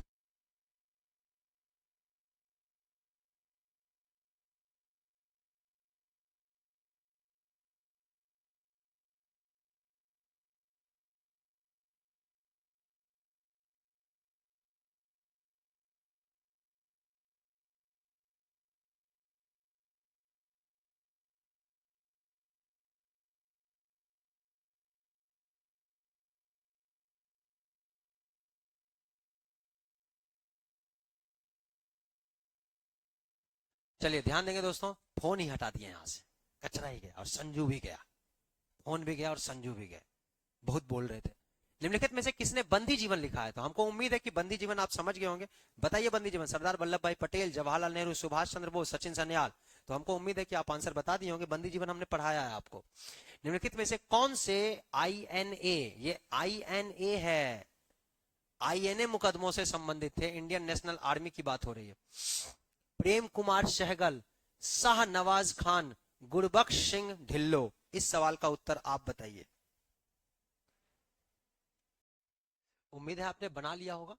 निम्नलिखित में से कौन सा आईएनए मुकदमों से संबंधित था? आईएनए मुकदमा जो देख रहे हैं, लाल किला मुकदमा भी इसको कहते हैं। लाल किला में मुकदमा हुआ था, लाल किला में। इंपॉर्टेंट है कि बीपीएससी इसमें सवाल पूछ चुका है कि इसके बचाव पक्ष जो बचाना चाहते थे, बचाव आईने समझ रहे हो ना, सुभाष चंद्र बोस वाला। बचाव पक्ष की बात करें तो बचाव पक्ष के कौन वकील थे? तो बचाव पक्ष के जो वकील थे, जो सवाल यहाँ एक इंपॉर्टेंट हम बता दें, संबंधित कौन थे? तो प्रेम कुमार सहगल संबंधित थे, शाहनवाज खान थे, गुरबख्श सिंह ढिल्लो थे, तीनों संबंधित हैं। तो ऑप्शन तो 1 2 3 हो जाए। यहां सवाल हम इंपॉर्टेंट बता रहे हैं, यहां पर इस सवाल में नहीं है, लेकिन इसके बचाव पक्ष के वकील कौन थे, ये सवाल बीपीएससी में आ चुका है। जो मुख्य वकील थे ना, मुख्य मेन वकील, मेन कई सारे वकील थे। जवाहरलाल नेहरू भी बचाव पक्ष के वकील थे, तेज बहादुर सप्रू वकील थे, मोहम्मद अली जिन्ना वकील थे, आसफ अली, इसके सब बचाव पक्ष के वकील। मेन वकील जो है ना, भूला भाई देसाई, इसी का नाम एग्जाम में, इन्हीं का नाम पूछा गया, भूला भाई देसाई। ये कब मुकदमा हुआ था? 1945 का बात है ये, भूला भाई देसाई। अगर हम बात करें अन्य वकीलों में कौन थे, सब लिख ही देते हैं। अन्य वकीलों में जवाहरलाल नेहरू, मोहम्मद अली जिन्ना, मोहम्मद अली जिन्ना, यहां तेज बहादुर सप्रू। कल को आपसे ये भी पूछ सकता है, ये सवाल पूछ लिया भूला भाई देसाई वाला, कल को सवाल आपसे ये भी पूछ सकता है कि कौन नहीं थे तेज बहादुर सप्रू, तो आपको याद होना चाहिए। और लास्ट देख रहे हो आसफ अली, इनकी पत्नी थी अरुणा आसफ अली, आसफ अली। ये जो आप देख रहे हैं ना, ये लाल किला मुकदमा 1945 बड़ा फेमस मुकदमा है। आईएनए क्योंकि आपको नहीं पढ़ा है, तो अब आईएनए चलेगा, अब हम लोग का यही छूटा हुआ जो चलेगा। तो इस सवाल का आंसर तो सभी हो गया। आजाद हिंद फौज, यही है INA, Indian national army. INA भारतीय राष्ट्रीय सेना, इसी को आईएनए कहते हैं। आजाद हिंद फौज की बात कर रहे हैं, दोनों एक ही है। के संबंध में निम्नलिखित कथन पर विचार करिए। आईएनए मोहन सिंह के दिमाग की उपज थी। आप सब जानते हैं कैप्टन मोहन सिंह ने ही आईएनए बनाया था, और आईएनए की स्थापना रंगून में हुई थी। कैप्टन मोहन सिंह ने आईएनए बनाया। और इंपॉर्टेंट है, 1943 के 21 अक्टूबर को इसकी जिम्मेदारी सुभाष चंद्र बोस को दी गई थी। ये डेट याद रखना यार, अक्टूबर, 21 अक्टूबर, यहां नहीं लिखा हुआ है, 21 अक्टूबर 1943। 21 अक्टूबर 1943 की बात है। 21 अक्टूबर 1943 आईएनए को सुभाष चंद्र बोस द्वारा पुनर्गठित किया गया, और यहां पर आजाद हिंद सरकार भी बनाई थी इन्होंने। यही डेट जो देख रहे हो ना, 21 अक्टूबर 1943 को, तो आईएनए भी का पुनर्गठन किया था, आईएनए का रीस्ट्रक्चर। और दूसरा, यहाँ पे आजाद हिंद सरकार भी बनाई थी। ये सब कहानी सिंगापुर की है। अरे समझ रहे हो बात की नहीं? सुभाष चंद्र बोस ने सिंगापुर में 21 अक्टूबर 1943 को आजाद हिंद सरकार, भारत की पहली अंतरिम सरकार कहते हैं इसको, आजाद हिंद सरकार बना ली। और आईएनए यानी इंडियन नेशनल आर्मी का पुनर्गठन भी किया था। ये सिंगापुर की बात हो रही है, आजाद हिंद सरकार। ये दिमाग में आपको सेट रखना। स्वतंत्र भारत और आईएनए की अंतरिम से, ये सवाल दे ही दिया गया। स्वतंत्र भारत और आईएनए की अंतरिम सरकार 21 अक्टूबर 1943 को सिंगापुर में सुभाष चंद्र बोस द्वारा किया गया था। सही है, यानी ये तीनों ही सही है दोस्तों। पूछ क्या रहा है, पूछ क्या रहा है, कौन से कथन सही है? तो तीनों तो सही है। अच्छा, चौथा भी है। आईएनए में सुभाष, गांधी और नेहरू के नाम पर, हाँ यहाँ था सुभाष बटालियन, जो देख रहे हो ना, ब्रिगेड था, सुभाष ब्रिगेड। झांसी की रानी लक्ष्मीबाई पर भी नाम था, लक्ष्मीबाई बटालियन। झांसी की रानी लक्ष्मीबाई के नाम पर भी तो ब्रिगेड था। सिर्फ सुभाष गांधी नेहरू क्यों, सुभाष गांधी नेहरू तो था ही, भगत सिंह, लक्ष्मीबाई के नाम पर भी ब्रिगेड था, झांसी की रानी। ये पढ़ाएंगे हम आपको, घबराइएगा नहीं, ये तो आपको पढ़ाना है। जो नहीं, जो पढ़े हुए हैं, जो कहीं और से पढ़े हैं, उसको तो क्लियर होगा। जो नहीं, जो मेरे से पढ़ रहे हैं, जिसमें हम 2-4 क्लास हिस्ट्री का आपका बचा हुआ है, तो उसको हम कंप्लीट करेंगे, नेट पे ही कंप्लीट करेंगे, और ऑफलाइन क्लास के साथ करेंगे। अब तो टाइम है हमारे पास, तो 1 2 3 4 इसका चारों सही है। होम रूल आंदोलन के संबंध में बचाइए। होम रूल आंदोलन तो आपको क्लियर होगा, 1916 में 2 डेट याद रखना है, 1 अप्रैल वाला और 1 सितंबर वाला। अप्रैल वाला का संबंध बाल गंगाधर तिलक से है, जबकि सितंबर वाला का संबंध एनी बेसेंट से है। पहले विचार किसका आया था? तो आयरलैंड का विचार था, और एनी बेसेंट का विचार पहले था। इन्होंने कॉमनवेल्थ में ये विचार लिखा था, अपनी पत्रिका कॉमनवेल्थ में, जनवरी 1914 में। ध्यान दीजिए, बाल गंगाधर तिलक ने अप्रैल 1916, अभी बताया अप्रैल 1916 में बाल गंगाधर तिलक की स्थापना, एकदम सही है। बीपीएससी टीआरई में भी सवाल पूछा गया था, पुणे में इसकी स्थापना हुई, सही बात। एनी बेसेंट ने आयरिश विद्रोह से प्रेरित होकर मैद्रास में इन्होंने शुरू किया था, 1916 में होम रूल की स्थापना किया था। ये कब से? सितंबर, ये भी सही है। सवाल पढ़िएगा। 1920 में Akhil Bharatiya home rule league ने अपना नाम बदलकर स्वराज सभा कर लिया। आपको याद है ये करने वाले कौन थे? महात्मा गांधी। जो महात्मा गांधी थे इन्होंने किया। तो तीनों कथन सही है इसमें, ऑप्शन नंबर 1 2 3 इसका सही उत्तर है। आइए ये सवाल बना लिए होंगे आप। लाला लाजपत राय के बारे में अगर हम विचार करें तो आइए विचार करते हैं। लाला लाजपत राय, लाला लाजपत राय के कार्यों के संबंध में विचार कीजिए। सबसे पहली बात तो 1920 में AITUC all India trade union Congress, अखिल भारतीय व्यापार संगठन कांग्रेस की अध्यक्षता की थी। ये बहुत इंपॉर्टेंट बात है। लाला लाजपत राय पहले अध्यक्ष थे, इसके प्रथम अध्यक्ष, ये भी ध्यान रखना आपको। AITUC का जो देख रहे हो ट्रेड यूनियन कांग्रेस के पहले अध्यक्ष थे। अंग्रेजी साप्ताहिक न्यू इंडिया की स्थापना, लाला लाजपत राय ने न्यू इंडिया की स्थापना नहीं की है। सब न्यू इंडिया दो पत्रिका, एक तो एनी बेसेंट की पत्रिका है न्यू इंडिया और कॉमनवेल्थ, और न्यू इंडिया बिपिन चंद्र पाल की भी है जो अंग्रेजी भाषा में संबंधित थी। तो ये तो गलत हो गया, ये तो लाला लाजपत राय के बारे में कथन है। साइमन कमीशन का बहिष्कार किया और लाहौर में इसके खिलाफ प्रदर्शन किया, जिसके कारण इनको लाठी लगी थी और इनकी मृत्यु भी हो गई थी। इन्होंने कहा था कि मेरे ताबूत की हर एक कील अंग्रेजों के क्या कहते हैं उसको, मेरे शरीर पर लगी हुई एक एक लाठी का प्रहार अंग्रेजों के ताबूत की आखिरी कील साबित होगी। लाला लाजपत राय को अंग्रेजों के खिलाफ उग्र विरोध और भारत के स्वतंत्रता संग्राम में के योगदान के कारण पंजाब केसरी की उपाधि दी गई। तीनों सही है, बी नंबर गलत है। सवाल क्या कह रहा है, कौन सा कथन, विकल्प का चयन कीजिए। क्या, कौन सा गलत विकल्प का? तो बी नंबर चयन हो जाएगा। आप ध्यान रखना, ए सी और डी तो सही है, बी नंबर का आप चयन कर लोगे। आइए सर, नेक्स्ट क्वेश्चन कह रहा है लाला लाजपत राय के कार्यों के संबंध, लाला लाजपत राय के बारे में आपसे कह रहा है। लाला लाजपत राय के बारे में आपसे कह रहा है दोस्तों, ध्यान दीजिएगा। लाला लाजपत राय के बारे में क्या कह रहा है लाला लाजपत राय के बारे में, पढ़िएगा सवाल। कह रहा है लाला लाजपत राय के कार्यों संबंध में गलत विकल्प, ये देखना पहले ये पढ़ना गलत। 1920 में AITUC की अध्यक्षता की थी, ये तो सही बात है यार। हमको लगता है क्वेश्चन रिपीट हो गया है, ये क्वेश्चन और ये क्वेश्चन रिपीट हो गया है, ये थोड़ा गलत हो गया। आगे देखिए, निम्नलिखित में से कौन उदारवाद और उदारवादी राजनीति में दृढ़ विश्वास रखता था? उदारवाद मतलब लिबरल, और लिबरल पॉलिटिक्स में दृढ़ विश्वास। तो 1885 से लेकर 1905 तक कांग्रेस के जो भी सदस्य हैं सब दृढ़ विश्वास ही रखते थे। फिरोज शाह मेहता, KT तेलंग, कल का क्लास भी आप किए हो तो फिरोज शाह मेहता, दिनसा वाचा, WC बनर्जी, बिपिन चंद्र पाल, अरविंद घोष, तो ये सब तो 1905 के बंगाल विभाजन से आते हैं, तो 4 और 5 नहीं होगा। ये लोग कहते थे ये उदारवादी नहीं, ये नियो नेशनलिज्म, उग्रवादी जिसको कहते हैं उससे समर्थक थे। तो ऑप्शन नंबर लाल बाल पाल, तो बिपिन चंद्र पाल का नाम जुड़ ही जाता है। 1 2 3 खाली सही होगा, ऑप्शन नंबर ए। उदारवादियों का मानना क्या था? 48 नंबर सवाल है, उदारवादियों का क्या मानना था? कानून के दायरे में संवैधानिक आंदोलन, उदारवादी का मतलब 18, देखो उदारवादी जैसे बोले ना आप, 1885 से लेकर 1905 तक के कांग्रेस के नेताओं के बारे में सोच लेंगे। कानून के दायरे में संवैधानिक आंदोलन होना चाहिए, ये मानते थे ये लोग। याचिकाओं और बैठकों के माध्यम से मांग प्रस्तुत की जानी चाहिए, ना कि हड़ताल करना चाहिए। सही है, दूसरा भी सही है। आम राजनीतिक सवालों पर लोगों को शिक्षित एवं एकजुट करना चाहिए, भी जानते थे। जनता सक्रिय भूमिका निभा सकती है, ये लोग नहीं सोचते थे यार। जनता के बारे में ये इतना अच्छा कथन इनका नहीं हो सकता कि जनता सक्रिय भूमिका निभा सकती है। ये लोग सोचते थे कि हम ही लोग जो कर सकते हैं वही तो कर सकते हैं। ध्यान रखना, जनता के बारे में इनके विचार बहुत ये नहीं थे। जनता सक्रिय विचारधारा, इनका मानना था कि जनता सक्रिय विचारधारा भी नहीं, जनता पढ़ी लिखी है नहीं, हाँ उनको शिक्षित किया जाएगा तब देखा जाएगा। ध्यान रखना, तो 1 2 3 सही हो जाएगा, चौथा गलत हो जाएगा। थोड़ा सा दोस्त कॉल ज्यादा आ रहा है, तो हम लोग ये देखते हैं क्वेश्चन नंबर, आज क्योंकि हमको थोड़ा निकलना है। 1885 से 1905 के दौरान उदारवादियों के, और ऊपर से ये भी है कि लाइव नहीं ले रहे तो थोड़ा अजीब लग रहा है।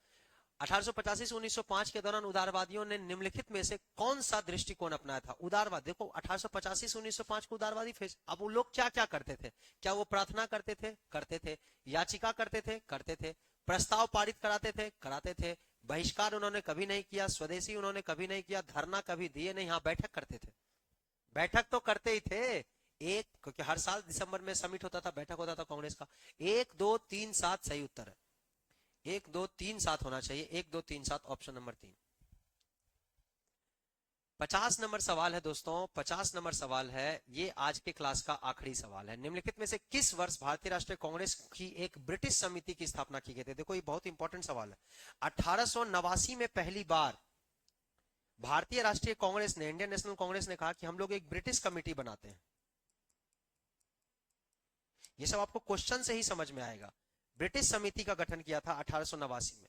ये ब्रिटिश समिति का उद्देश्य क्या था कि हम लोग 1890 से 92 तक में लंदन में बैठक आयोजित करेंगे। अब भारत में तो बैठक होगा ही होगा, लंदन में भी बैठक होगा। लेकिन 1891 में चुनाव था वहां लंदन में, 1891 में चुनाव था, तो चुनाव की वजह से ये टल गया, और टला तो फिर कभी हुआ ही नहीं। तो ध्यान रखना, बैठक जो बनी तो थी ब्रिटिश समिति बैठक बनी थी ना, 1889 में बनी थी, ध्यान रखना। अब हम लोग अगला सवाल पर आते हैं। तो आज के लिए इतना ही सवाल था। थोड़ा सा आज आपको बहुत डिस्टरबेंस हुआ होगा, तो कई डिस्टरबेंस को झेलते हुए 50 क्वेश्चन आज आप करेंगे। कल हम लोग फिर 50 क्वेश्चन आगे बढ़ाएंगे, पार्ट 4 कंप्लीट करेंगे, फिर आपके साथ लाइव रहेंगे, तो एक 100 क्वेश्चन डेली करके अपना टारगेट पूरा करेंगे। आज इतना ही रहेगा। Bye bye, take care, see you, good night, शब्बा खैर। एग्जाम के बारे में ज्यादा नहीं सोचना, स्ट्रेस मत लेना। 17 नवंबर के हिसाब से ही तैयारी करते रहना, करते रहना, करते रहना। मेरी यही कामना है कि आप जरूर सफल हो, जरूर सफल हो।